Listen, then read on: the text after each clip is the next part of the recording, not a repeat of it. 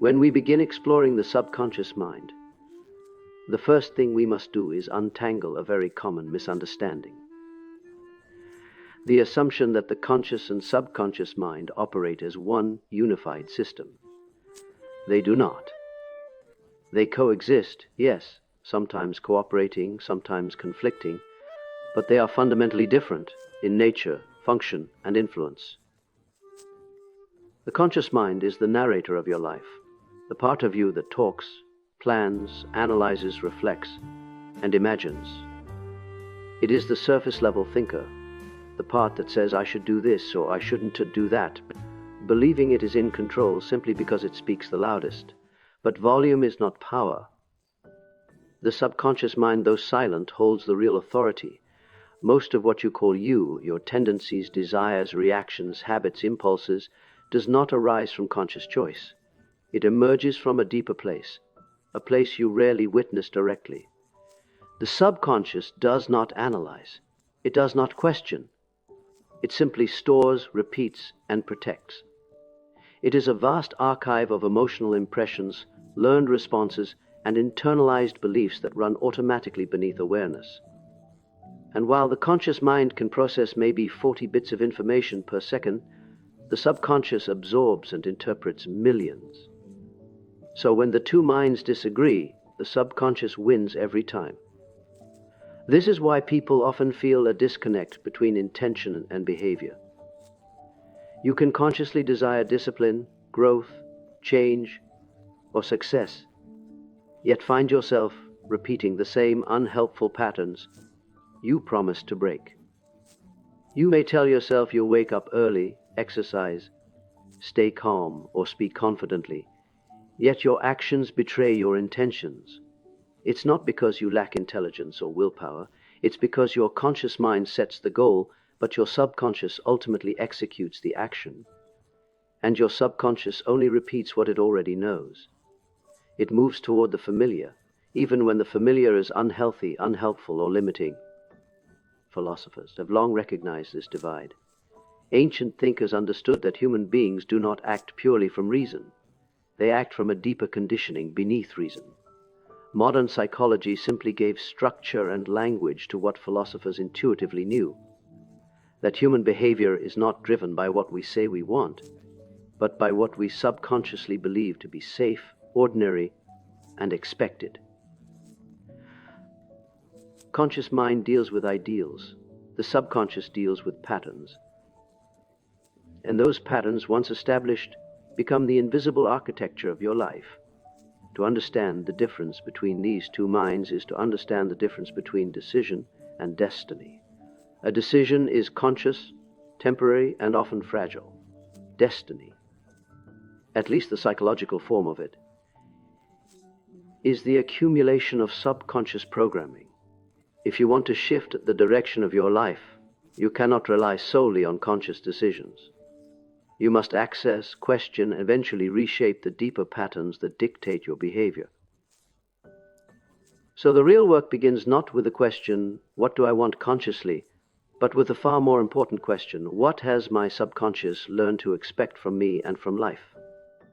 Until you confront that difference, change remains an idea instead of a possibility. And the moment you finally recognize that the subconscious, not the conscious, has been steering the course of your life, you gain the power to reclaim the wheel. If we want to understand why the subconscious mind holds such extraordinary influence, we must go back to the earliest years of human development, those first 7 years of life when the mind is wide open, unguarded, and deeply impressionable. During this period, the brain functions almost entirely in slower wave states, similar to what we experience in hypnosis or deep meditation. A child at that age does not have the cognitive tools to analyze, question, or reject information. They simply absorb. They watch, they listen, they feel, and everything they absorb becomes part of their internal blueprint. It becomes the foundation upon which the subconscious constructs its understanding of the world. This is why childhood shapes us far more profoundly than we often acknowledge. A child does not hear their parents say, "You're difficult," and think, "Ah, that's just an opinion." The child internalizes it as truth. A child does not see conflict in the home and think, "They're stressed, this isn't my fault." The child absorbs the emotional tone of the room as a reflection of their own worth or safety. In those early years, the subconscious mind is gathering data about how life works, what love feels like, how trust operates, whether the world is safe or unpredictable, whether affection is consistent or conditional, whether mistakes are opportunities or threats. These impressions do not simply pass through the mind, they take root. What develops from these early impressions is not just a set of memories, but a worldview. If a child learns that validation must be earned, they grow into an adult who constantly seeks approval. If a child learns that expressing emotion leads to punishment or withdrawal, they become adults who silence themselves. If a child grows up surrounded by encouragement and stability, they carry that sense of inner security into adulthood. The subconscious does not care whether what it absorbs is correct or healthy.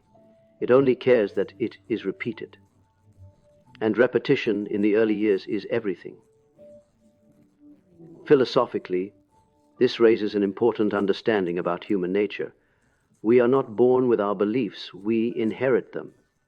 We do not consciously choose our emotional habits, they are shaped for us long before we can question them. Much of what we call personality is, in truth, early programming. This is not a weakness. It is simply the way the human mind learns to survive. A child must internalize quickly in order to adapt. But the consequence is that many adults walk through life guided by emotional rules they never agreed to, reacting to old echoes rather than present reality. Yet within this truth lies a powerful opportunity. If the subconscious mind was shaped through exposure, repetition, and emotional experience, then it can also be reshaped through those same mechanisms. You cannot rewrite your childhood, but you can rewrite the meanings your subconscious assigned to it. Awareness begins the process, but deliberate emotional practice completes it. The patterns formed in childhood may explain your starting point, but they do not dictate your finishing point. And the moment you recognize that your earliest programming is not your destiny, but simply your beginning, you open the door to a new kind of freedom, the freedom to choose who you become next.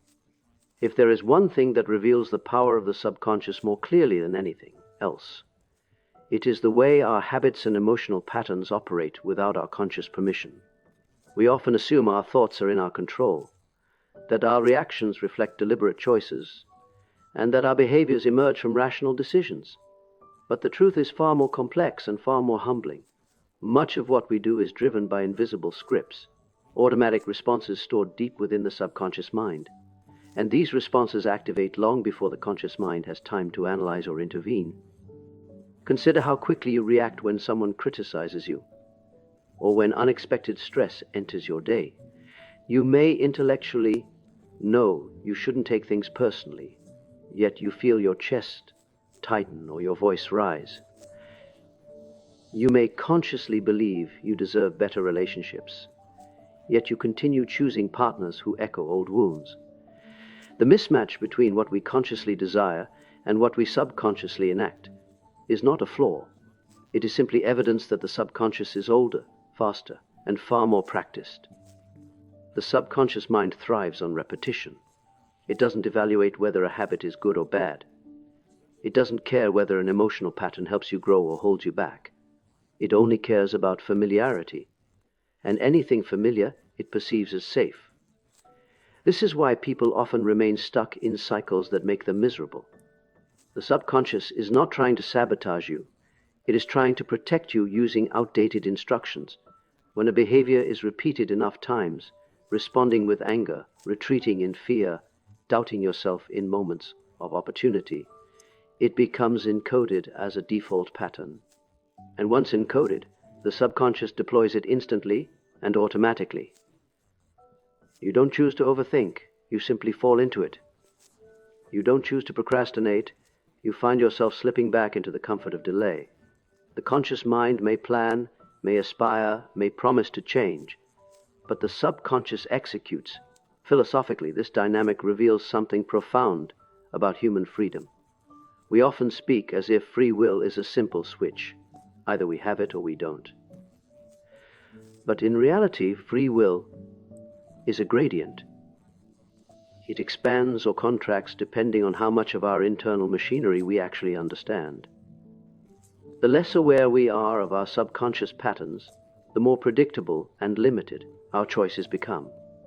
Awareness expands the space in which freedom can operate. To influence behavior, then, we must influence the subconscious. But here is the challenge. The subconscious does not respond to logic, it responds to experience. You cannot think your way out of an automatic behavior. You must retrain it through new emotional and behavioral repetition. This is where discipline, mindfulness, and self-observation become transformative tools. The moment you start noticing your patterns without reacting to them, you interrupt the automatic cycle.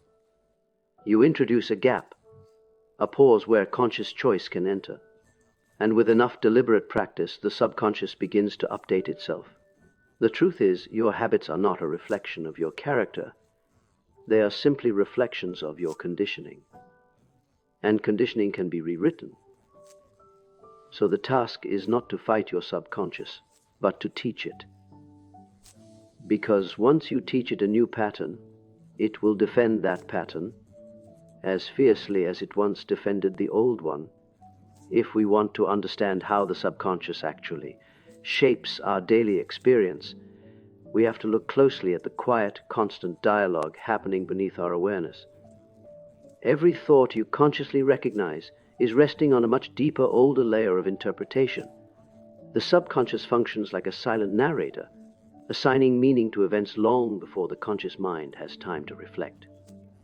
When you meet someone new, your subconscious has already scanned their tone, posture, and expression through the lens of your early emotional memories. When you walk into a room, your subconscious evaluates safety before you consciously decide how you feel. It is not reacting to the present moment, it is reacting to every moment that came before. This is why people can live significantly different internal realities while being in the same external situation. Two individuals may receive identical feedback from a manager. One feels motivated, the other feels attacked. The difference doesn't come from the words spoken. It comes from the subconscious meaning assigned to those words. One person hears an opportunity to improve. The other hears an echo of past criticism. Your subconscious does not simply interpret life. It filters it, colors it, and sometimes distorts it based on what it already believes to be true. This filtration system is not inherently negative. In fact, it is essential for survival. The brain cannot afford to consciously analyze every detail of every moment. It would collapse under the weight of constant evaluation. The subconscious steps in to simplify reality, but in simplifying it, it also reshapes it. And here lies the philosophical tension. The world we think we experience is, in many ways, a world shaped by previous versions of ourselves. What we call perception is often memory in disguise. Because perception feels immediate, we forget it is constructed. We forget that the mind chooses what to highlight, what to ignore, and what to emphasize. We forget that we never see the world as it is. We see the world as our subconscious permits us to see it. And once this becomes clear, a deeper form of responsibility emerges. You realize that learning to control your perception is not a luxury but a necessity. Not because perception changes the world directly, but because it changes the range of actions you believe are possible within it. When you begin to observe your perception rather than simply act through it, something shifts. You start recognizing when your reactions are rooted not in the moment but in old programming. You start noticing where your interpretations are rigid, where your fears are outdated, and where your assumptions come from someone else's voice, not your own.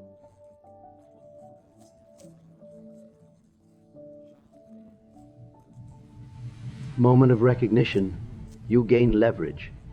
You create space between what your subconscious automatically interprets and what your conscious mind chooses to believe. This is where genuine psychological freedom begins, not in controlling every thought, but in questioning the invisible lens through which the subconscious presents reality. You may not control the immediate perception, but you can influence the framework that shapes it. And with time, that influence becomes transformation. Ultimately, perception determines the boundaries of your life. Expand your perception and you expand your possibilities. One of the most misunderstood aspects of the subconscious mind is the idea that it changes through force. People think if they repeat a positive statement enough times, or if they try hard enough to think differently, the subconscious will simply obey. But the subconscious is not persuaded by pressure or willpower. It responds to something far more subtle and far more powerful: emotional intensity and consistency. What transforms the subconscious is not what you say to it once, but what you emotionally reinforce over time. Think about the memories that shaped you the most. They were not necessarily the logical ones, they were the emotional ones. A moment of fear, a moment of encouragement, a moment of humiliation, a moment of triumph. These experiences left marks not because you analyzed them, but because you felt them. Emotion is the language of the subconscious, and whatever the subconscious feels repeatedly, it adopts as truth. This is why so many people struggle to change their inner patterns. They try to think their way out of habits that were formed emotionally. They try to reason with beliefs that were not created through reason. The subconscious does not respond to arguments, it responds to experiences. And this is where the real work begins. To reprogram the subconscious, you must create new emotional experiences that contradict the old ones, not necessarily dramatic experiences, simple, consistent ones. The subconscious changes the same way it formed, little by little, moment by moment, through experience rather than thought. Deliberate practice becomes essential. When you consistently behave in ways that align with who you want to become, even if those behaviors feel unnatural at first, you begin teaching the subconscious a new truth.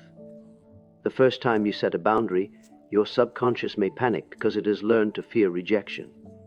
But the third time, the fifth time, the 10th time, the subconscious begins to update its model of reality. It begins to understand that expressing your needs does not lead to abandonment. The emotional charge shifts. The pattern changes. Mindfulness plays a critical role in this process as well, because it allows you to observe your old programming without immediately acting it out. When you become aware of a trigger or an emotion and choose not to react automatically, you create a small rupture in the cycle, a tiny interruption that gives the subconscious new information. You show it that the old reaction is no longer necessary. Over time, these small interruptions accumulate and reshape the subconscious landscape. Then there is visualization, which is often misunderstood as mere imagination. But neuroscientifically, visualization is a simulation tool. When you visualize a new behavior or identity with emotional intensity, you give the subconscious a preview, a rehearsal. And like all rehearsals, the subconscious begins to integrate it. The mind cannot always distinguish between a vividly imagined experience and a real one. And this opens the door to profound change. Reprogramming the subconscious is not about convincing yourself of something new. It is about becoming someone new through experience, repetition, and emotional engagement. The subconscious does not respond to who you wish you were. It responds to who you repeatedly practice being. And the moment you commit to practicing a new inner reality, your outer reality begins to shift with it. As we move toward the deeper implications of the subconscious mind, it becomes clear that true self-awareness is not simply about recognizing our habits or understanding our emotional history. It is about confronting a very uncomfortable truth. We are often strangers to ourselves. Most people live their entire lives reacting to impulses, fears, and desires that they believe are conscious choices, when in reality, these forces originate from unconscious patterns, formed long before they could name them. And this raises an important philosophical question. If you do not understand the roots of your behavior, how much of your behavior can truly be called your own? Self-awareness begins with the willingness to observe oneself without judgment. It requires the courage to witness your reactions as they arise, not to justify them or suppress them, but to understand their origin. When you feel anger spike in a mundane conversation, the conscious mind might blame the other person. But a deeper self-awareness asks, what is this anger protecting? What memory does it echo? When you hesitate at a moment of opportunity, your conscious mind may call it caution, but your subconscious may be replaying an old fear of failure or rejection. Awareness pulls these hidden dynamics into the light. The challenge is that the subconscious operates with such speed and subtlety that we rarely catch it in the act. It speaks through impulses, bodily reactions, instincts, and sudden emotional shifts. That is why stillness, mental and emotional, is not a luxury, it is a requirement. Without stillness, the subconscious remains a silent puppeteer. With stillness, you begin to see the strings, but awareness alone is not transformation, it is simply the doorway. Many people become aware of their patterns, yet remain trapped in them because they stop at recognition without moving into responsibility. Responsibility does not mean blaming yourself for the past. It means accepting that the power to rewrite your patterns belongs to no one but you. When you stop outsourcing your emotional life to external circumstances, you begin to reclaim authority over the subconscious forces shaping your decisions. The real turning point occurs when awareness and responsibility merge into deliberate choice. Each time you choose a response that contradicts an old story, each moment you act from clarity rather than conditioning, you weaken the subconscious grip of the past. And this is where identity begins to shift. Identity is not fixed, it is fluid, a construct continually shaped by the conversations you have with yourself. The more conscious those conversations become, the more intentional your identity becomes. In the end, self-awareness is not about becoming someone different. It is about returning to the part of you that existed before the world told you who to be. It is peeling away the layers of inherited beliefs, emotional imprints, and unexamined assumptions until you reach the quiet center of your own mind, the place where genuine choice resides. And if there is one insight worth carrying forward, it is this: you cannot control the entire subconscious, but you can control the part of you that chooses how to engage with it. And that choice, made consistently, becomes the foundation of a life lived with clarity rather than compulsion.